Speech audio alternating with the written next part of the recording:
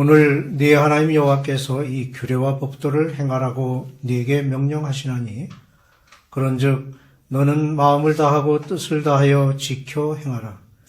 네가 오늘 여호와를 네 하나님으로 인정하고 또 그 도를 행하고 그의 규례와 명령과 법도를 지키며 그의 소리를 들으리라 확언하였고 여호와께서도 네게 말씀하신 대로 오늘 너를 그의 보배로운 백성이 되게 하시고 그의 모든 명령을 지키라 확언하셨느니라. 그런즉 여호와께서 너를 그 지으신 모든 민족 위에 뛰어나게 하사 찬송과 명예와 영광을 삼으시고 그가 말씀하신 대로 너를 네 하나님 여호와의 성민이 되게 하시리라. 아멘.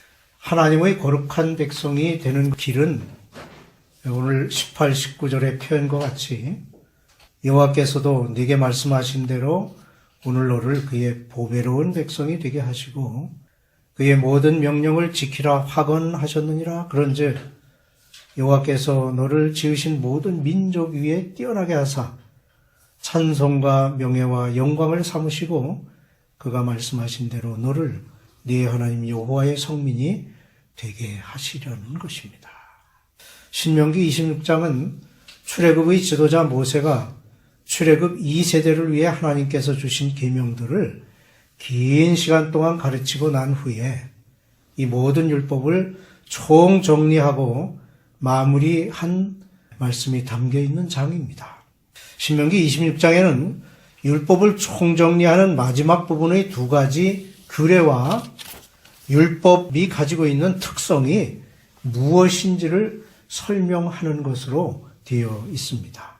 우선 그들의 소산이 하나님께서 주시는 땅에서 얻게 되는 것임을 강조하고 있습니다. 신명기 23장 20절에 그리하면 네 하나님 여호와께서 네가 들어가서 차지할 땅에서 네 손으로 하는 모든 범사의 복을 내리시리라 는 말씀이 있습니다. 이스라엘 백성들은 먼저 그들이 노력하는 손에 하나님께서 범사의 복을 내리신다는 사실을 알아야만 했습니다. 그리고 그들은 첫 소산을 드릴 때 먼저 땅을 주신 분이 하나님이시라는 것을 고백해야 했습니다. 그들이 땅을 주신 분이 하나님이시라는 사실을 진정으로 깨닫고 항상 감사하기 위해서는 그들이 소산물을 바칠 때마다 이것을 고백했다고 하는 것입니다. 그 다음 소산을 바칠 때 땅을 주시기 전 그들이 겪은 고통의 때를 기억해야 한다는 것입니다. 그들의 조상이 유리하는 아람 사람으로서 소수의 무리가 애굽에 우거하게 되었습니다. 하지만 그들은 거류민에 불과하였습니다. 이러한 그들을 하나님께서 택하셔서 가나안 땅을 기업으로 주셨다는 것을 먼저 감사함으로 하나님께 고백해야 했습니다. 무엇보다 그들의 조상이 고통 속에서 시달림을 받았던 사실을 기억해야 했습니다. 비록 그들이 큰 민족을 이루었지만 애굽 사람들의 학대 속에서는 행복함이 없었습니다. 이제 가나안 땅에 들어와 살면서 복받은 세대들은 이러한 조상들의 고통을 잊어버리기가 쉬웠습니다. 따라서 그들은 땅의 소산을 하나님께 바칠 때마다 그들의 조상들을 기억하며 더욱더 하나님께 감사해야 할 필요가 있었던 것입니다. 하나님께 드려야 할 11조는 여러 가지가 있었습니다. 본문에 기록된 11조 역시 특이한 종류의 11조로서 식물성 11조 또는 토지 소산의 11조인데 본문의 11조는 매 3년마다 규정된 대로 가난하고 궁핍한 사람들을 위해서 그들에게 제공해야 했습니다. 모세는 본문에서 제3년의 11조에 대한 율법을 가르치면서 다음과 같은 명령을 하고 있습니다. 첫째로 모든 소산은 10분의 1을 11조로 하나님께 바쳐야 했습니다. 12절 3년 곧 11조를 드리는 해에 네 모든 소산의 11조 다 내기를 마친 후에 이 말씀은 하나님께 드리는 소산이 구별되어 따로 정해진 것이 아니라 모든 소산의 11조를 드려야 한다는 말씀입니다. 레위 지파 외에는 땅을 기업으로 얻어서 그것에서 많은 소득을 취할 수가 있었기에 11조를 바쳐야 했습니다. 한편 레위 지파는 이스라엘 지파 중에서 기업이 없었습니다. 다만 그들은 회막에서 봉사하는 일을 했습니다. 그러므로 그들이 땅에서 소산을 얻을 수가 없었던 것입니다. 그리하여 그들은 이스라엘 자손들이 바친 11조를 그들의 봉사의 대가로 취했습니다. 비록 그들의 땅에서 얻은 소산이 아닐지라도 그들에게는 그것이 소득인 것이었습니다. 따라서 레위인 역시 소득에서 11조를 바쳐야 했습니다. 너는 레위인에게 고하여 그에게 이르라. 내가 이스라엘 자손에게 취하여 너희에게 기업으로 준 11조를 너희가 그들에게서 취할 때에 그 11조의 11조를 거제로 여호와께 드릴 것이라. 민수기 18장 26절 말씀입니다. 이것은 정기적인 소득이든 땅에서 얻지 않은 소득이든 예기치 않았던 뜻밖의 소득이든 이유를 불문하고 모든 소득의 10분의 1은 하나님의 것이라는 것을 의미합니다. 따라서 매월 받는 월급 외에 얻어진 소득에서도 11조를 바쳐야 하는 것을 우리는 알아야 하겠습니다. 둘째로 11조의 용도는 주님이 명하신 대로 사용되어져야 합니다. 이 말씀은 11조의 용도를 말씀하신 것입니다. 하나님께서 11조를 바치라고 하는 이유 중에 하나가 그것이 쓰일 특별한 용도가 있기 때문입니다. 하나님께서는 그 용도를 레위인과 객과 고아와 과부에게 주어서 내 성문 안에서 먹어 배부르게 하라고 명시하셨습니다. 여기서 우리는 하나님께서 주님의 일을 하는 자와 가난한 자를 돌보셔서 먹이시고 입히시는 분이라는 사실을 알 수 있습니다. 주님의 일을 하는 자는 양식을 걱정하지 말아야 되겠죠. 그는 다만 열심히 주를 섬기는데 최선을 다하면 되는 것입니다. 가난한 자도 마찬가지입니다. 11조가 가난한 자들에게 베풀어지는 것은 하나님의 명령이기 때문입니다. 따라서 이러한 용도 외에 사용되는 것은 하나님께 드려지는 11조라 할 수 없으며 그것은 하나님의 명령을 불순종하는 결과를 낳게 될 것입니다. 우리가 11조를 주님의 명령대로 사용할 때 그것은 하나님을 영화롭게 하는 것입니다. 셋째로 11조를 드린 후에는 그 11조를 주님의 명령대로 사용했다는 고백을 해야 합니다. 이러한 고백은 조금의 거리낌이 없어야 합니다. 이것은 외면적인 율법 행위뿐만 아니라 마음으로도 전심을 다하여 그 명령에 순종해야 한다는 이유에서도 이런 고백이 필요한 것입니다. 그러므로 우리는 하나님의 말씀을 마음에 담고 암송해야 할 필요가 있습니다. 11조를 하나님께 드리는 것은 모든 성도의 당연한 의무입니다.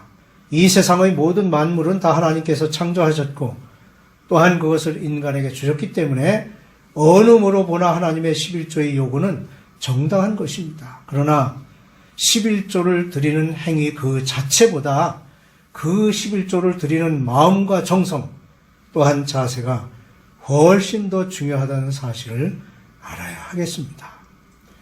모세의 설교는 계속해서 하나님만을 섬기고 따르겠다고 맹세한 이스라엘의 맹세와 그들을 보호하고 인도하시겠다고 약속하신 하나님의 언약을 상기시키십니다.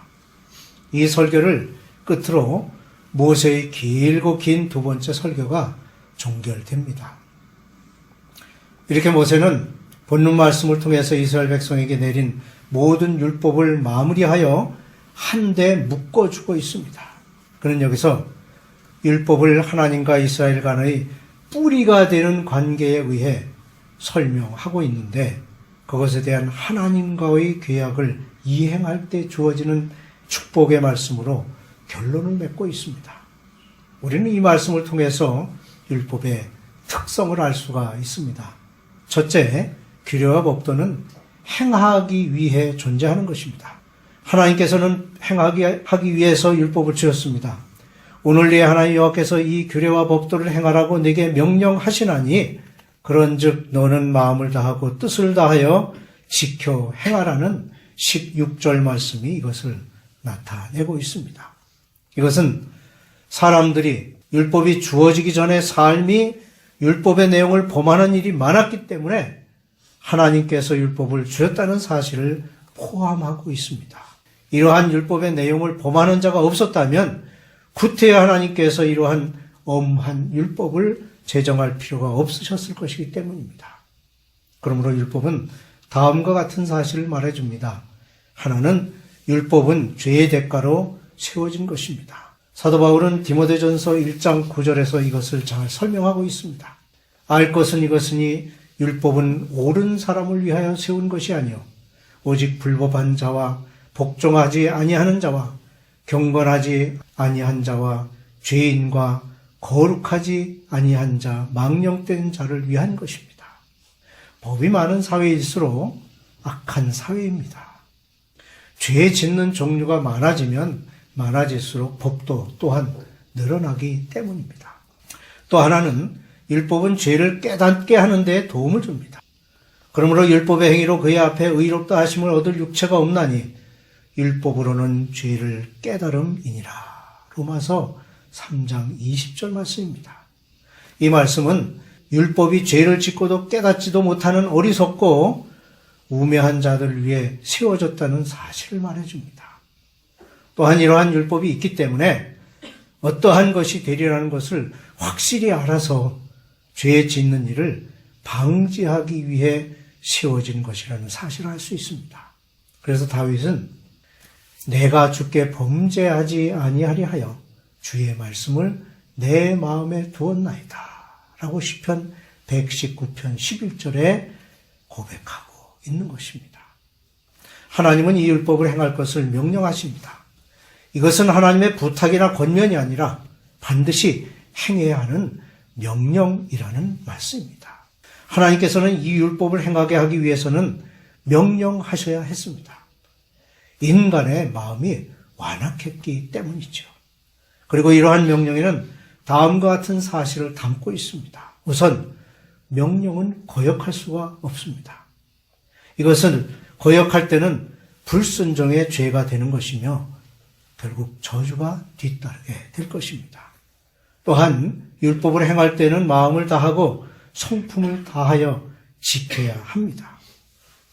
우리가 하기 싫은 일을 마지못해 하게 되면 그것은 고통일 뿐만 아니라 그 행하는 일도 제대로 될 리가 없습니다.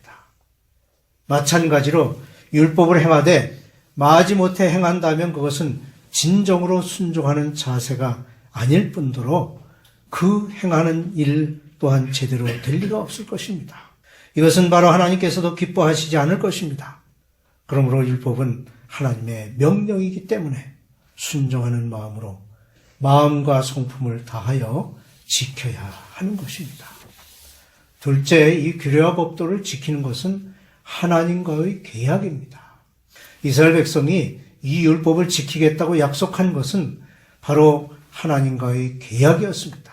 17절에 네가 오늘 여호와를 네 하나님으로 인정하고 또 그 도를 행하고 그의 규례와 명령과 법도를 지키며 그의 소리를 들으리라 확언하였고, 이 말씀은 먼저 그들이 여호와를 자기들의 하나님으로 인정한다는 것에 그 중요성이 있습니다.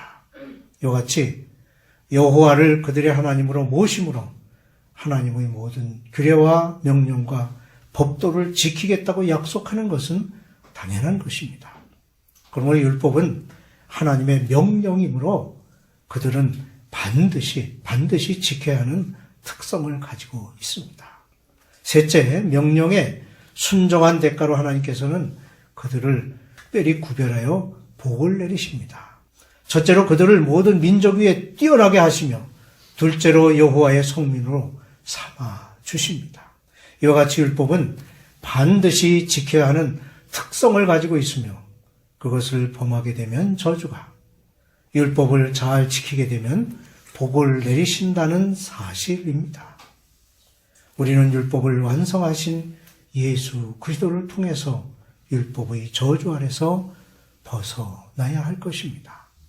모든 율법은 반드시 지켜야 하는 것으로 지켜 행함으로 보배로운 백성 하나님의 성민이 되는 것입니다.